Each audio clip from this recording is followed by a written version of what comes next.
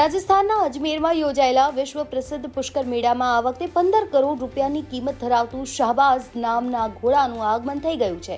આ ઘોડાએ મેળામાં આવતા લોકોમાં સૌથી વધુ આકર્ષણનું કેન્દ્ર એકત્રિત કર્યું છે. મેળામાં આવતા પ્રવાસીઓ તેને જોવા માટે ઉમટી પડે છે.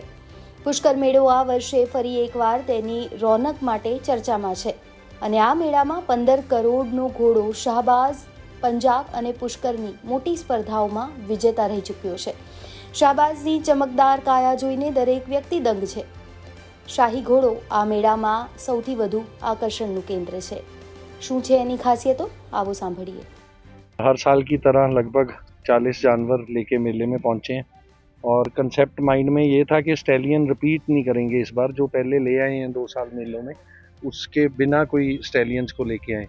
तो शाहबाज को लाए हैं. एक दबंग है 2.5 साल का घोड़ा, और भारत ध्वज है और नगेश्वर है. ये 4 मेन स्टैलियन हमारे फार्म के यहाँ पहुंचे. शाहबाज की बात करें तो शाहबाज देखो 5-6 शो विनर है आज तक. ये पुष्कर में पहले यहाँ पे अदंत और 2 दांत का एक साथ रिंग होता था, तब ये 10 महीने का था तो सेकंड आया था. फिर पिछले साल पंजाब में 3 शोज़ में फर्स्ट आया, एक में सेकंड आया. तो ऐसे इसने काफ़ी शोज़ जीते हैं अभी तक, और हमने पार्टिसिपेट थोड़ा कम करवाया पर जहाँ भी गया जीत के ही आया. हाइट की बात करें हाइट जी 65.5 है ऑन स्केल. ब्यूटी बहुत है. सप्ताश का बेटा है, और सप्ताश काला कांटा का है, और कांटा अलीशान का है. तो 4th जनरेशन में आ जाता है अलीशान से. और 2 लाख रुपया इसकी कवरिंग फीस है. और एक बार फीस लेने के बाद हम 4 मतलब चांसेस देते हैं घोड़ी को.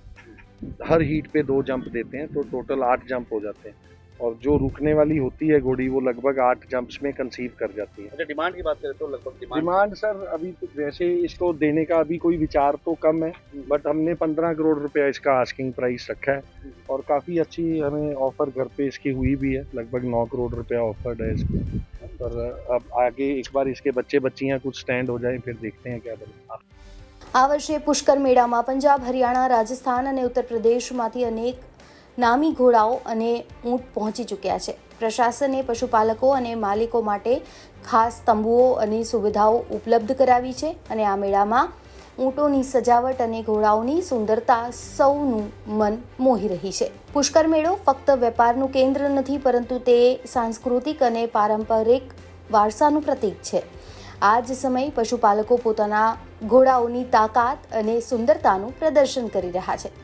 પુષ્કર મેળા 2025ની શરૂઆત થઈ ચૂકી છે. જોકે મેળાનું વિધિવત ઉદ્ઘાટન અને સમારોહ 30મી ઓક્ટોબરે થવા જઈ રહ્યું છે અને આ મેળો આવતા મહિનાની એટલે કે 6 નવેમ્બર સુધી ચાલવાનો છે.